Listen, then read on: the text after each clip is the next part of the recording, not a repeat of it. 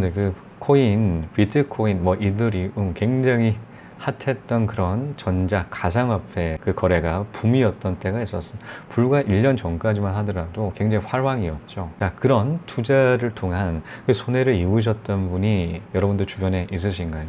저 역시도 마찬가지로 좀 있습니다. 그런데 이 손해를 입으셨던 분이 있지만 또 얻으셨던 분도 있으세요. 자, 그분 같은 경우는 자, 이슈화가 되기 한참 전에 투자를 했었어요. 어디에 투자했냐? 이더리움에 투자를 했었습니다. 그 당시 가격은 4만 원대 투자를 했었어요. 얼마? 4천만 원 투자했습니다. 한 2년, 자, 핫했던 그때보다 2년 전에 투자를 했던 아무도 가상화폐 부분에 있어서 그렇게 큰 관심이 없었을 때부터 투자를 했던 그런 친구가 있었는데 그 친구는 4천만 원이 10억 만들어가지고 25배 만들어서 바로 팔고 은퇴를 했죠. 바로 은퇴하더라고요. 지금 현장 같이 근무를 했던 그런 친구였는데, 자, 시공사 직원이었는데, 그만두고 자신은 자유인이 되고자 해서 바로 날아가더라고요. 굉장히 지금 핫하게 그렇게 살고 있는데, 아무튼 이런 가상화폐로 인해서 자, 손해를 입으셨던 분 같은 경우 마음이 심란하겠죠. 자, 이분 사연도 마찬가지로, 자, 금융권에 근무하셨습니다. 여러분 잘 아시다시피 금융권 굉장히 정보들이 많이 왔다 갔다 하는 곳이죠. 증권가.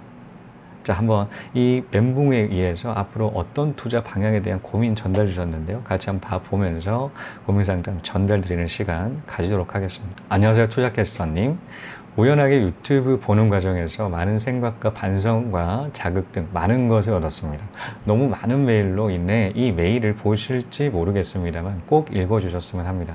정말 어려운 분들 대비 제가 더 어렵다거나 간절함이 부족하여 이 메일을 보내는 게 맞는지 모르겠습니다. 다만 힘들게 모아놓은 조금 무책임하게 코인 관련 투자로 인해 손실 상태이며 의식하지 않으려 하지만 많이 힘든 상황입니다. 스스로에게 더 이상 부끄럽지 않기 위해 더 나아가 말씀하신 경제적 자유의 실현을 위해 처절하게 노력하고 싶습니다. 아래는 현재 저희 자산 상황 이온이 참고 부탁드립니다.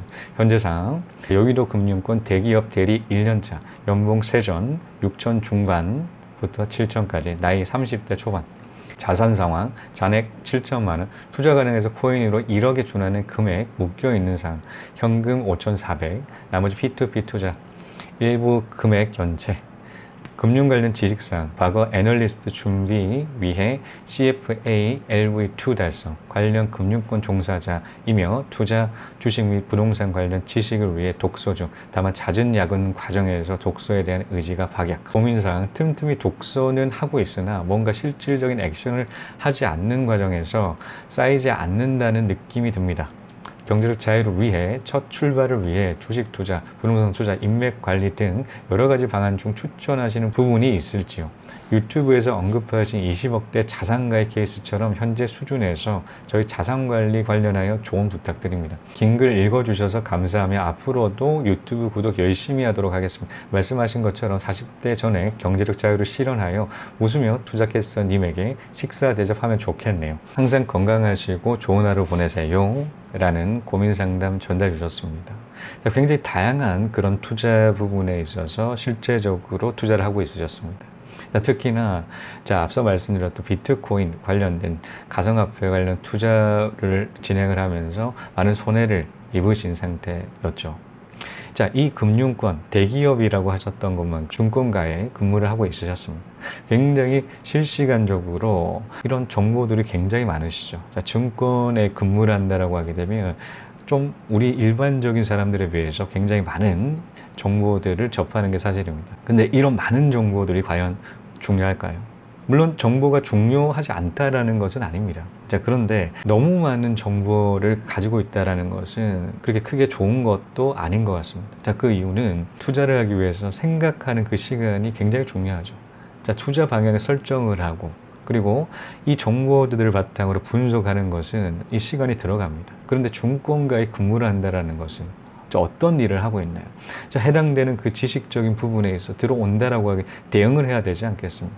대응만, 그 해당되는 건 바이 건으로 이런 대응만 할 뿐이지 정작 생각할 시간들이 많지가 않다라는, 바쁘다라는 것이죠. 그런 의미에서 코스톨라니 자, 돈 뜨겁게 사랑하고 차갑게 다뤄라 라는 그런 책에서 이런 얘기를 하죠. 자, 주식 투자를 하기 위해서 자신만의 생각할 시간이 필요한데 실시간 정보가 산재하는 주식장에서는 생각할 시간이 없다 라고 그렇게 얘기를 하고, 생각의 중요성, 투자 방향을 설정한다는, 분석한다라는 것을 본인 스스로가 해야 된다. 시간을 들여가지고 이 정보들이 진짜 핵심 코어로 얘기를 하는 것은 무엇인가 라는 그 부분에 대해서 생각하려고 하게 되면 본인만의 시간 필요한데, 이 펀드 매니저 같은 경우는 그러지 못하다라는 것이죠. 자, 그런 의미에서 워렌 버핏 같은 경우는 사는 곳이 어딘가요? 자, 세계 제1의 주식 부자입니다. 그런 정보들이 중요했다라고 하게 되면, 자, 월가에서 살아야 되지 않겠습니까? 그런데, 자, 시골 꼴짝이 살고 있어. 오마하라는 그런 곳에서 지금까지 살고 있습니다. 자, 결혼해서 샀던 그 집 같은 경우를 지금 40년이 지났음에도 불구하고 계속 거기에 거주를 하고 있어요. 주식 최고 부자임에도 불구하고 그렇다라는 거 한번 생각해 보실 필요가 있겠죠. 자, 이분 같은 경우는 어떤 투자 방향, 뭐 주식이라든 부동산 또는 인맥을 관련한 그런 세 가지 중에 어떤 투자 방향으로 이렇게 가야 되는지에 대해서 질문해 주셨습니다. 저는 무조건 부동산이죠. 실제로 주식 투자도 해봤고 부동산 투자를 해봤지만서도 주식 같은 경우는 하루에도 급락 급등 구간들이 굉장히 산재를 하죠. 그래서 집중해야 될 수밖에 없고 그 추이적인 부분에서 대응을 해야 된다라는 그 측면에 있어서 이 수익적인 부분이 픽싱이 안 된다라는 그 측면들을 확연하게 확인했었습니다. 100권 이상에 해당되는 주식 그 책을 읽었음에도 불구하고 사람 본능을 자극하는 것이 이 주식장이더라고요. 그러니까 확정적인 수익을 주지 않는다라는 사실들을 깨달았던 부분이 주식 투자를 경험을 했던 그 순간이었죠. 자, 그런데 부동산 투자는 어떤가요? 부동산 투자 같은 경우는 확실한 그 수익률을 낼 수가 있죠. 자, 월세 끼고 사는 물건들이 그렇고요. 그리고 금매 같은 경우는 금매로 샀던 물건 같은 경우를 바로 판다라고 했을 때 바로 이익을 볼 수 있다는 측면이 있습니다. 저는 투자와 투기를 이런 측면에 있어서 해석하고 있어요. 제 개인적으로는. 그러니까 투자는 자, 바로 샀을 때부터 이익을 낼 수 있는 게 투자지 그 외적인 부분은 전부 투기다. 저는 그렇게 생각을 하거든요. 샀을 때부터 이익을 봐야 된다라는 거죠. 그런 의미에서 주식은 투기에 가깝다. 저는 그렇게 생각을 해요. 자, 금매로 살 수가 있고요. 또 이제 월세 끼고 사는 물건 같은 경우는 정확한 수익률을 계산을 하고 들어갈 수 있다는 측면, 사는 그 즉시부터 이익을 볼 수 있다는 측면 들로 저는 부동산 추천 드릴 수가 있다라는 것이죠. 저는 이 구독자분께 이 글을 읽고 난 다음에 좀 느꼈던 점이 있었습니다. 자, 그것은 부자가 좀 빠르게 되고자 하는 그런 조급함들이 이 글들에서 느껴졌어요. 비트코인을 투자를 했고요. 또 관련된 P2P 투자 바로 실시간적으로 확인을 할 수가 있고, 그리고 급등하는 그 구간에서 했다라는 것이죠. 자, 우리는 이렇게 급등하는 구간에 투자를 고려를 하게 된다라는 본능적인 부분이 있어요. 자, 이익을 내고 싶다라고 하게 되면 올라가는 장에 베팅해야 되지 않겠습니까? 자, 그런데 이 올라가는 장 같은 경우는 굉장히 위험하죠. 손바뀜이 많이 일어나는 그 순간인데 이익을 내는 그런 사람들과 이익을 원하는 사람들의 접점이 거래 부분이에요. 거래를 하는 그 시점이죠. 그런데 이 시점, 자, 비트코인도 마찬가지로 급등했었을 때 계속 급등 안 하지 않겠습니까? 다시 내려가는 순간들이 존재를 했었죠. 이런 급등 구간일 때 다른 시각을 가질 필요가 있습니다. 저 같은 경우는 어떤 시각을 가지냐면, 자, 제가 혹시라도 살려고 했던 그 물건 같은 경우가 벌써 올라가 있다, 혹은 오르는 중이다 라고 하게 되면 쳐다도 안 봅니다. 일단 올라가고 있는 물건 같은 경우 쳐다도 보지 않죠.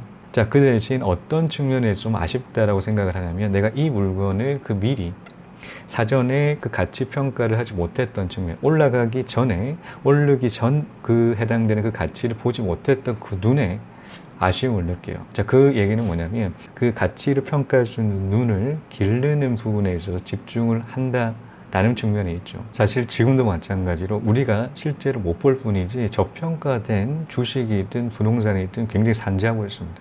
자, 우리는 그것을 못 볼 뿐이에요. 자, 이 눈을 기르기 위해서 좀 집중하셨으면 좋겠다라는 그런 생각이 들어요. 실제 사례인데요. 저는 입사를 하고 직장 다니다 보니까 이제 월급이 들어오지 않겠습니까? 자, 월급이 들어왔을 때 이제 부동산 투자를 하나 둘씩 고려를 할 때가 있었습니다. 자, 해당되는 책들을 읽어보니까 집 근처부터 이제는 검토를 해봐라라고 얘기를 해서 실제로 집 주변을 봤어요. 근데 너무나 올라가 있죠. 2배 가까이 올라가 있는 그 집값 뿐만이 아니라 그 해당되는 그 외적인 부분 역시도 검토를 해봤는데 다 올라가 있더라고요. 저는 이 올라가 있는 물건 그 당시에도 쳐다도 안 봤습니다. 아, 너무 아쉽다. 내가 그 기회를 놓쳤구나. 그 타이밍적인 측면에 있어서 놓쳤다라는 그 아쉬움들이 너무 많이 남았었어요. 그런 아쉬웠던 부분이 끝이에요. 그냥 아쉽다라고 생각을 하고 다른 그 떨어져 있다거나 저평가되어 있는 물건을 찾기 위해서 굉장히 노력했습니다. 그렇게 발견했던 게 2011년에 발견을 했고요.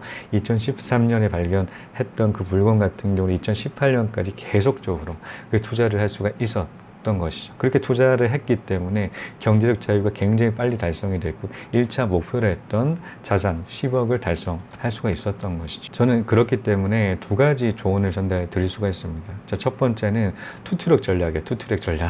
자, 일단 경제적 자유를 달성하고 싶다라고 말씀하셨습니다. 경제적 자유를 달성하기 위해서 첫 번째는 목표를 한번 세워보시기 바랍니다. 목표라는 것은 저 옆에 보이시지 않겠습니까? 제 해당되는 자산에 대한 목표예요. 자, 자산 목표부터 한번 세워보시죠. 자, 이번에 지금 올해 같은 경우는 7천에 해당되는 자산을 가지고 있으시다라는 그런 말씀을 하셨죠. 자, 19년에는 그렇고요. 2020년 그리고 해당되는 앞으로의 30년까지의 자산 한번 작성해 보시는 것을 추천드립니다. 왜 그러냐면 저 역시도 마찬가지로 그렇게 시작을 했거든요. 실제로 작성했을 때는 설마 이렇게 작성한 대로 달성되겠어라는 그런 생각을 했었는데 그 이상으로 달성이 되고 있어요. 신기하게도 그 이상으로 달성이 됩니다. 이 목표의 중요성 부분에 대해서 말씀드리는 거죠. 목표가 이렇게 중요합니다. 목표는 우리를 끄집어 당겨요. 결국에는 그렇게 실제로 그 목표를 달성하지는 못할 수도 있겠지만 얼추 비슷하게 떨어지는 순간도 있고, 저 같은 경우는 그 이상의 상회를 할 수 있었던 것은 이때까지 없었던 자산 목표를 세우고 난 다음부터였기 때문에 이 부분 한번 추천드리고요. 두 번째는 지금 직장인이십니다. 자, 월급쟁이 같은 경우는 노예다라는 그런 얘기를 하겠지만 일단 근로소득을 자본소득화해서 경제적 자유를 달성하기 전까지는 몸값을 기르는데 어느 정도 치중할 필요는 있죠. 사실 최초 같은 경우는 어쩔 수가 없는 선택입니다. 돈이 많다라고 하게 되면 그 돈으로 자본소득 바로 만들 수가 있겠지만 어느 정도 이 직장 생활에 집중을 할 필요가 있다라는 거죠. 다양한 그런 자격증 가지고 있으셨는데 그쪽에 좀 집중을 해서 더 몸값을 길렀던 그 근로소득을 자 이제 실행으로 하나 둘씩 투자를 하신다라는 그 부분 추천드릴 수가 있겠네요. 돈 버는 거예요. 뭐 누굴 도와준다는 건 상상도 못하고 우선 그 가난에서 좀 벗어나보자. 그게 제 이제 꿈이 있었습니다, 사실은. 자, 이것으로 드라켓서님, 이 비트코인 멘붕인데요. 앞으로 투자 방향 어떻게 설정하면 좋을까요?는 여기까지입니다. 시청해주신 여러분 감사합니다. 다음 시간에 또 뵙겠습니다.